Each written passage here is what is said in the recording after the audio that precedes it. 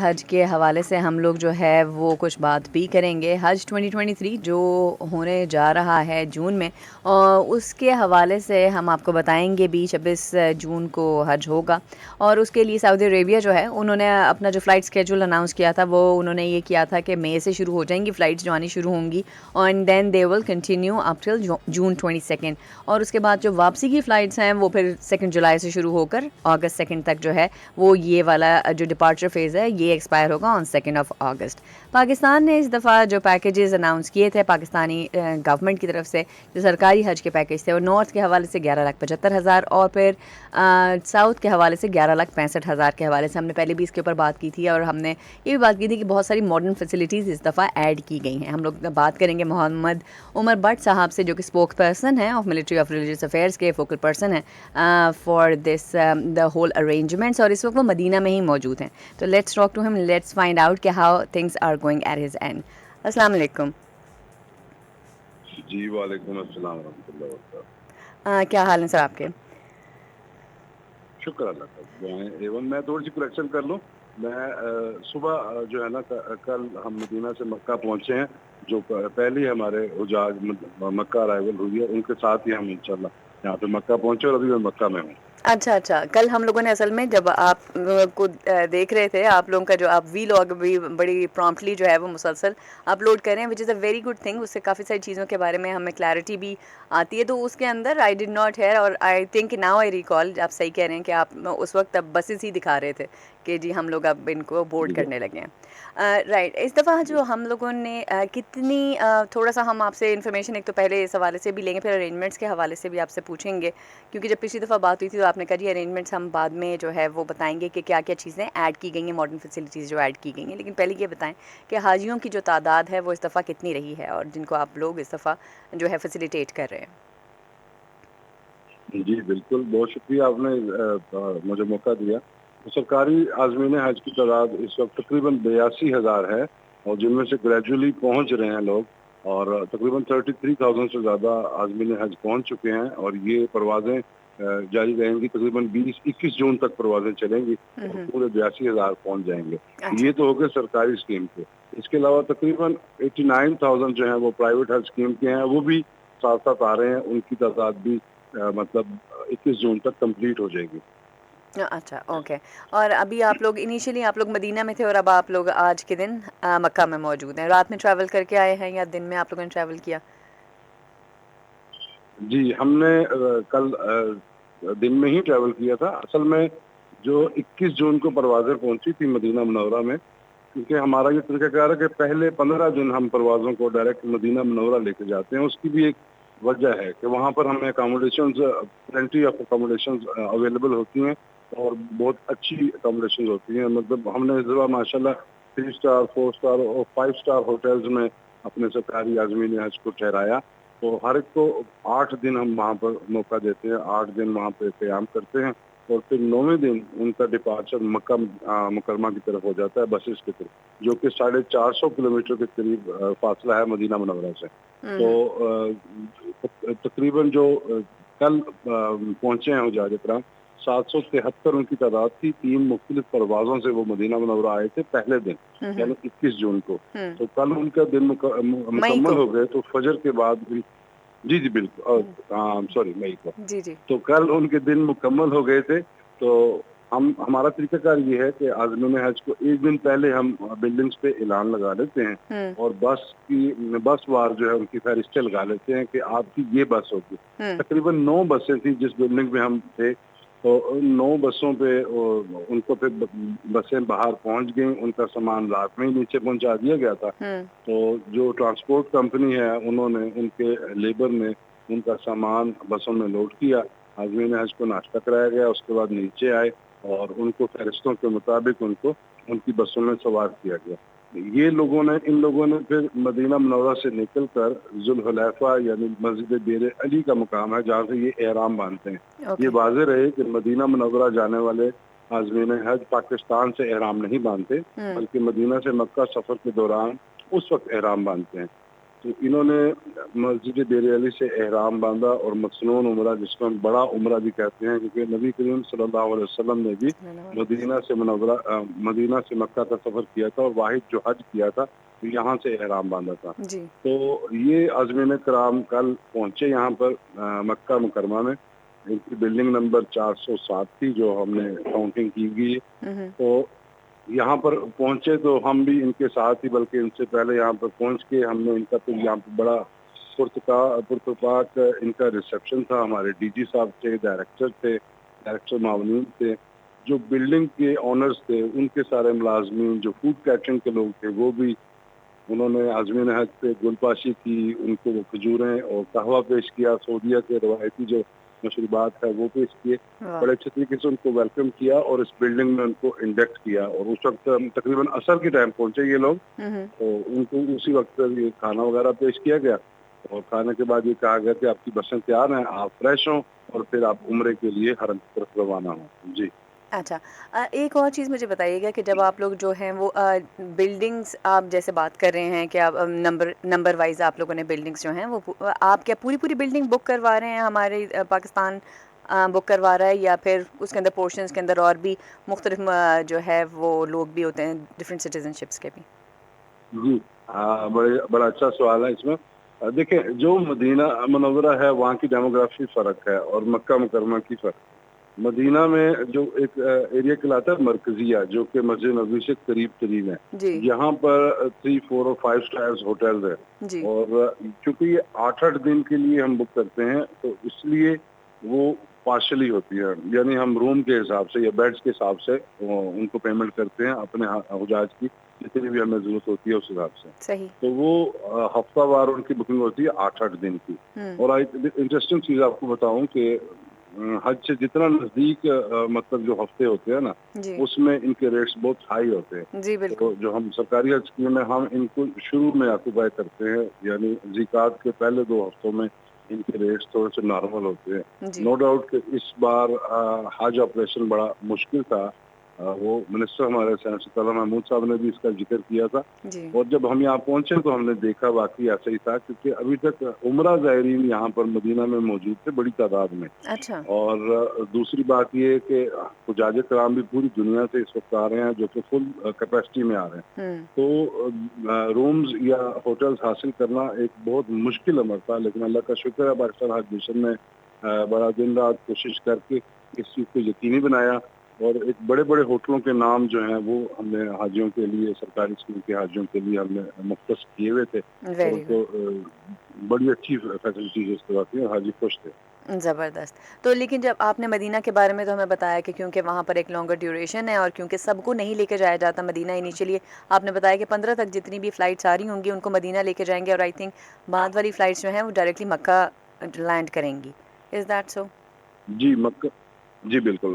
मक्का में इंशाल्लाह बराह रास्त जो फ्लाइटें शुरू होंगी, मक्का का एयरपोर्ट जो है जद्दा बनता है, तकरीबन यहाँ से 70 किलोमीटर के फासले पर है। तो जद्दा की बराह रास्त परवाजें इंशाल्लाह 4 जून से उनका आगाज होगा। और वो वाले आज़मीन हज वो अपने एयरपोर्ट से या अपनी रिहाइश गाह से ही पाकिस्तान से एहराम ज़ेब तन करके तो वो फिर मक्का या जद्दा लैंड करेंगे। सॉरी, मक्का का जहाँ तक ताल्लुक है ना, मक्का में हमारी रिहाइश गाह मुकम्मल होती है, यानी यहाँ पे बिल्डिंग्स हैं।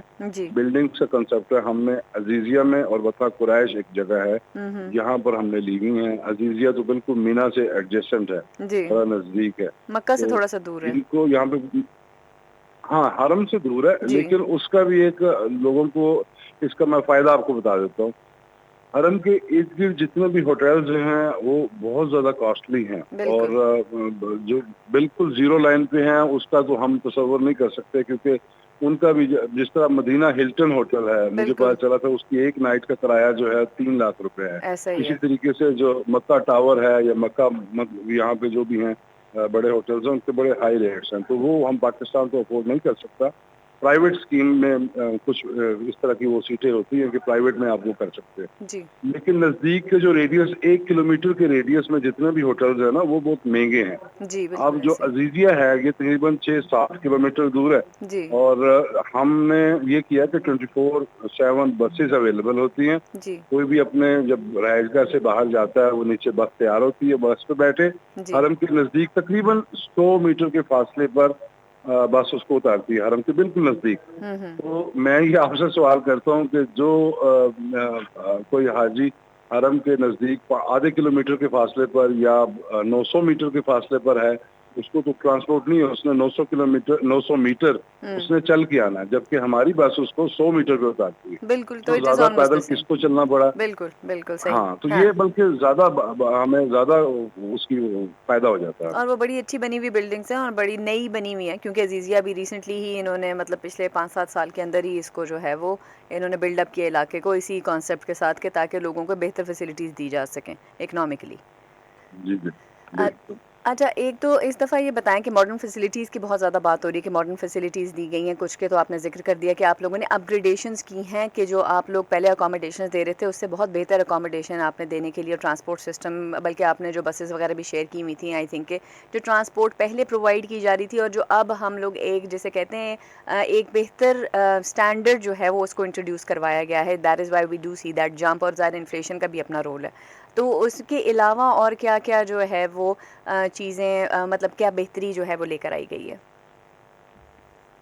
जी, बिल्कुल रिहायशों की सूरत में आपको मैंने बता दिया कि हमने डिमांड एंड सप्लाई बहुत टिल्ट थी, डिमांड बहुत ज़्यादा थी, सप्लाई बहुत लिमिटेड थी, जी। लेकिन उसके बावजूद हम बेहतरीन अकोमोडेशन लेने में कामयाब हुए और जी, माशाल्लाह। कोशिश की कि मतलब तकरीबन 90-95% हमने जो बिल्डिंग्स हैं वो करीब-करीब ली। हुँ, कुछ बिल्डिंग्स मदीना मुनव्वरा में अगर थोड़ी-सी दूर भी हैं तो हमने ट्रांसपोर्ट भी वहाँ पे दे दी और हुँ, उनका भी मयार बहुत आला है। हुँ। तो दूसरा हमने खुराक के मामले में किया पिछले सालों में होता था सिंगल मील होता था। जी, तो बिल्कुल बाज़ ऐसे ही। लोग परहेज़ी खाना खाते हैं, उनको इस तरह के मसले हैं। अच्छा ये फूड जो है ना इसमें हमने हर साल इसमें बेहतरी लाई है और हम आज़मीन हज की आरा से और उनके फीडबैक से भी हमें भी सीखने का मौका मिल रहा है। जी। तो इन्हीं की जो है ना फीडबैक की मदद से हमने फिर इसको इस साल डबल मील किया। हुँ, हुँ। यानी 2 किस्म के खाने अवेलेबल होते हैं यानी अगर गोश्त वगैरह है उसके साथ दाल होगी या सब्जी होगी और इस तरीके से पूरे हफ्ते का एक मेन्यू बना हुआ है जिसमें वैरायटी है और बड़ा बैलेंस्ड है और न्यूट्रिशन के हिसाब से बड़ा बेहतरीन है। उसमें मतलब साथ एडिशनल ये है कि रात को किसी टाइम मीठा होगा, दोपहर में फ्रूट दे देंगे या कभी लबन जिसको ये दही बोलते हैं या हुँ। लस्सी वगैरह लस्सी है, या ज़रा योगर्ट गाढ़ी लस्सी। जी, ये चीज़ जी, जी, बिल्कुल। योगर्ट भी होता है, गाढ़ी लस्सी वगैरह ये भी हम देते हैं और साथ हुँ, पानी भी है जितना मर्ज़ी आदमी ले। सही। तो ये डबल मील का हमने इज़ाफ़ा किया ताकि अगर कोई परहेज़ी खाना खाए फिर एक और चीज़ हम जो हमने क्योंकि जो फूड कैटरिंग है 9 कंपनियाँ थी हमारी मदीना मुनव्वरा में 9 डिफरेंट कंपनीज़ को हमने ठेका दिया हुआ था। हुँ, हुँ। अब उनके हमने किचन्स भी विज़िट किए, उनके ख़ास ताकीद की थी कि आप ये देखें कि वो हाजी किस इलाके से आ रहे हैं। अगर वो हाजी कराची वगैरह से या लाहौर से आ रहे हैं, तो आपने उनका जायका तीखा रखना, मसाले ज़्यादा डालने हैं। सही। और अगर वो आ रहे हैं पेशावर या क्वेटा से, तो आपने वो माइल्ड मसाले रखने हैं क्योंकि वो ज़्यादा तेज़ मसाले नहीं। इस चीज़ों यानी यहाँ मतलब तक भी इतनी हमने माइक्रो जायके का भी मैनेजमेंट उनका आपने ख़्याल की। रखा है। जी, जी, बेहतरीन। जी, बिल्कुल, हमने पूरी हमारी कोशिश है। तो अच्छा अल्लाह का शुक्र अच्छा रिस्पॉन्स है। बाज़ जगहों पे उजाज कराम ने हमें शिकायत भी की, फीडबैक भी दिया। मिसाल के तौर पे कहते थे जी वो रोटी जो है ना ठंडी मिल जाती है, तो उसके लिए हॉट पॉट्स का बंदोबस्त किया और उनको बताया कि आपको कि इतने बल्क में हज़ारों की तादाद में रोटी आती है और ये शहर से दूर ये शहर के अंदर जो है ना कोई इस तरह का सिस्टम नहीं है।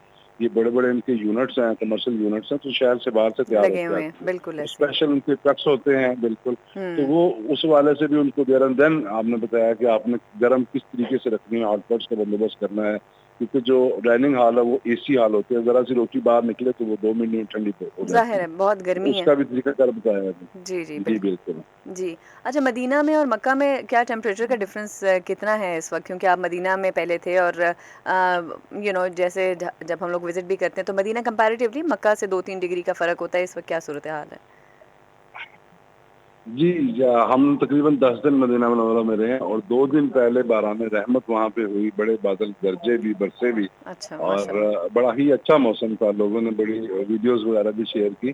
तो अल्हम्दुलिल्लाह अभी तक तो मौसम ठीक है। हुँ, तकरीबन यही 30-32 का था और जब बारिश वगैरह हो तो और कम हो जाता है। हुँ, मक्का में भी अभी इस वक़्त मैं सुबह देख रहा था 33 था टेम्परेचर, गर्मी है। हुँ, हुँ, अब ये दिन के वक़्त जो है 12 क्योंकि अभी यहाँ पे 2 घंटे पीछे हैं हम, हुँ, तो 12-1 बजे या 3 बजे तक जो है ज़्यादा हो जाएगा। हुँ। ये जाता है मदीना मक्का या मदीना का टेम्परेचर, ये यकीन करें कि 50 को भी टच करता है। जी, बिल्कुल, तो ऐसा ही है। इसलिए हमने आज़मीन हज को बार-बार कहा था कि आप छतरी का इस्तेमाल करें, जी। मशरूबात का इस्तेमाल करें। बाज़ लोग जो है ना कि वो हम उन्हें वॉशरूम जाना पड़ेगा, पानी नहीं पीते। हुँ, हरम में चूँकि वो सुबह-सुबह आ जाते हैं, कहते हैं हम 1-2 नमाज़ें पढ़ लें, जाएँ ना बाहर जाएँ, हुँ, क्योंकि अंदर फिर जगह फ़िल हो जाती है। हुँ, तो उनको यही कहा कि वो मतलब सिप-सिप करके पिएँ लेकिन मशरूबात इनटेक रखें, वरना डिहाइड्रेट ना हो जाए। अचानक जो हमारी ख़वातीन जो हैं, वो बहनें हमारी, वो हमने अक्सर देखा है कि वो बेहोश हो जाती हैं। तो इसके अलावा वो स्प्रे बोतल होती है, उसका इस्तेमाल करें। हुँ, अच्छा। ये मतलब ये मौसम की सख्ती भी उसको भी देखना आपने, साथ-साथ उसको भी, अपनी सेहत का भी ख़्याल रखना। बिल्कुल, ये सेहत होगी तो इबादत कर सकेंगे आप। बिल्कुल, आसान इबादत ज़ाहिर है कि इसके बारे में तो खुद हुक्म है कि ये आसान इबादत नहीं है। अच्छा उमर साहब एक और चीज़ मुझे ये बताइएगा कि जब वहाँ पर जो अकोमोडेशन होती है तो वो क्योंकि हमारे लोगों के लिए कि क्या फैमिलीज़ जब इकट्ठी लेट्स से किसी ने अप्लाई किया हुआ तो क्या वो इकट्ठे रह रहे होते हैं या मर्द और ख़वातीन को अलग-अलग एनक्लोजर्स में रखा जाता है? क्या तरीक़ेकार है? क्या फैमिलीज़ इकट्ठी होती हैं या ग्रुप्स जो होते हैं वो इकट्ठे होते हैं? जी, बड़ा अच्छा सवाल था। ये मदीना मुनव्वरा में तो हम ये ऑप्शन हो जाती है कि आप फैमिली का जो है ना, अगर वो भी अवेलेबिलिटी देखे कि होटल्स के कमरे या उनके बेड जो हैं इस तरतीब से हैं कि वो मोस्टली 4-4 या 5-5 गए हैं, तो वो जो वहाँ पे इंडक्शन वाले हैं वो कहते हैं जी आप ग्रुप बना लें 4-4 के। सही, लेकिन मक्का में इस तरह है क्योंकि बड़े बल्क में लोगों ने रहना, 27-28 दिन रहना होता है। सही। तो वहाँ पर मर्दों की और ख़वातीन की सेपरेट हैं अकोमोडेशन और शेयर्ड होती हैं। अच्छा। मिसाल के तौर पर अगर एक ग्रुप में 2 मर्द हैं, 2 ख़वातीन हैं, तो वो ख़वातीन वाले कमरे में 2 ख़वातीन चली जाएँगी, उनके साथ किसी और ग्रुप की 2 ख़वातीन होंगी। सही। तो इसका बड़ा अच्छा रिस्पॉन्स भी आया है। मतलब बड़ी अच्छी वो समझ लें आप, हेल्पिंग हैंड्स आपके ज़्यादा हो जाते हैं, सही। एक-दूसरे के मिजाज बहुत ज़्यादा तावन करते हैं, मोहब्बत करते हैं हुँ। और एक-दूसरे का ख़्याल रखते हैं। दोस्तियाँ अगर भी होती कोई हैं, बिल्कुल।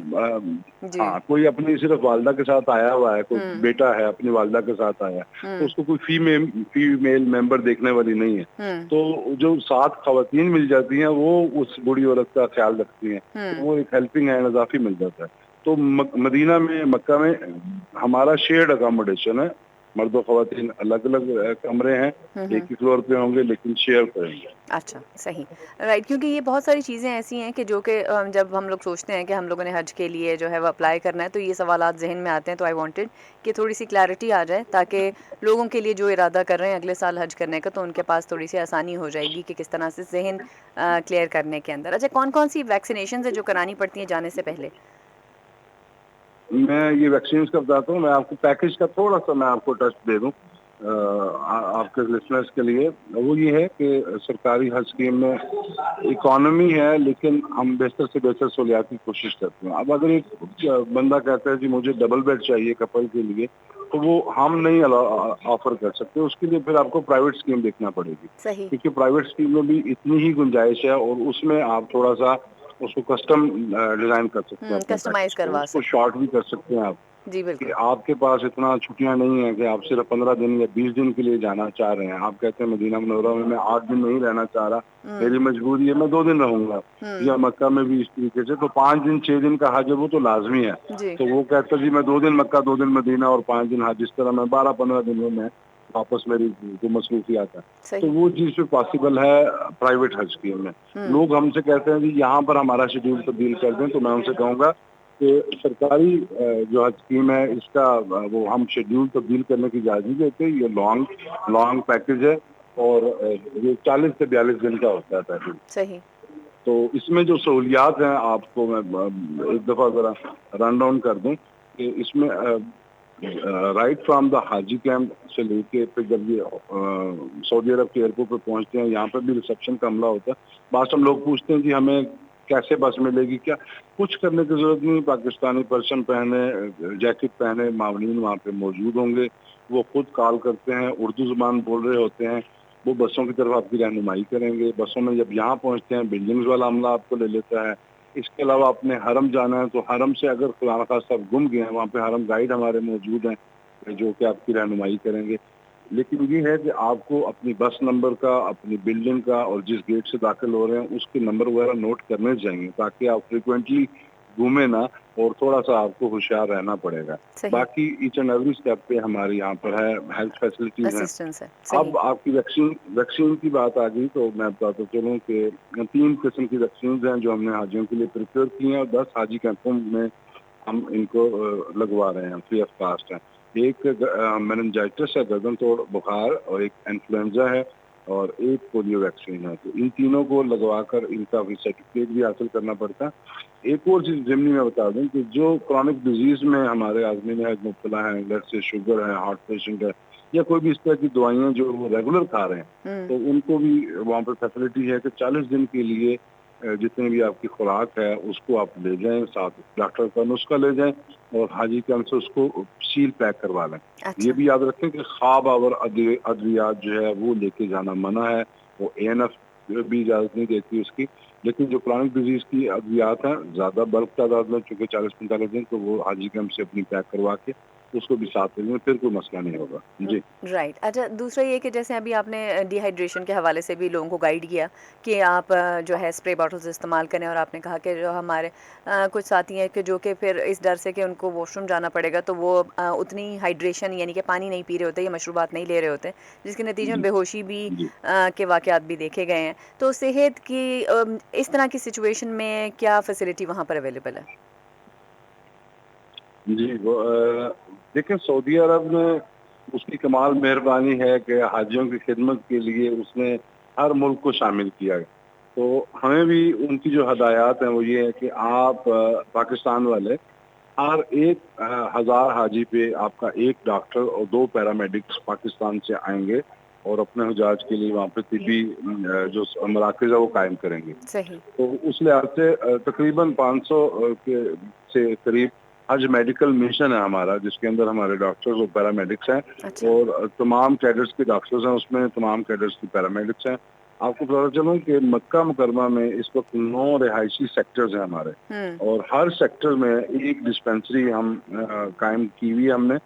क्योंकि अभी यहाँ पे हाजी आना शुरू नहीं हुए, इसलिए साथ साथ हमारे डॉक्टर्स पैरामेडिक्स भी पहुँच रहे हैं। कुछ पहला दस्ता पहुँच चुका है, पहले 2 दस्ते। हुँ। तो यहाँ पे जो जो रिहायशी सेक्टर्स काम करना शुरू कर रहे हैं, हुँ। वहाँ पर उसी लिहाज से हम पे वो डिस्पेंसरीज कायम कर रहे हैं। एक मरकजी अस्पताल होगा हमारा, जो कि अजीजिया में पाकिस्तान हज मिशन की बिल्डिंग के नज़दीक ही है। उसके माशाल्लाह मेरे ख्याल 40 से ज़्यादा उसके बेड्स हैं।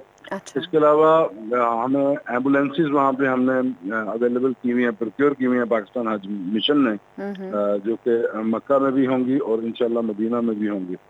तो दूसरा ये है कि फिर इनका सऊदी हलाल एमर्स है, और सऊदीया के जो डिफरेंट हॉस्पिटल्स हैं उनके साथ भी इनका लाइजन होता है। सही। और फर्स्ट एड 13 काउंटर्स होंगे हमारे फर्स्ट एड के, जो कि एयरपोर्ट्स पर भी होंगे, और रिहायशी यूनिट्स पर भी ये जो सेक्टर्स हैं वहाँ पर भी नीड बेस पे हमने फर्स्ट एड भी कायम किया हुआ। तो ये हमारा भरपूर आज मेडिकल मिशन है। इसके ज़रिए हम तिब्बी सहूलियात की फराहमी भी कर रहे हैं। यहाँ पे फार्मेसी भी कायम की जा रही है, जहाँ पर बल्कि कायम हो चुकी, जहाँ पे अद्वियात भी, जनरल अद्वियात, वो भी इंशाल्लाह सारी दस्तयाब होंगी, और हमारे जो डॉक्टर्स हैं वो भी अवेलेबल होंगे इनकी रहनुमाई के लिए और इनके इलाज मुआवजे के लिए। जी। Right. Thank you very much Umar sahab, आपका हमने बहुत वक्त लिया, लेकिन आपने बहुत सारी चीज़ों के अंदर आई थिंक जो कि क्वेश्चंस हर एक के जहन में होते हैं, देन आपको वो बिल्कुल एग्जैक्ट पर्सन नहीं मिलता कि जिससे आप ये सारे सवालात कर सकें। Thank you very much for your time. बहुत शुक्रिया। अस्सलाम थैंक यू। वालेकुम। अस्सलाम वालेकुम।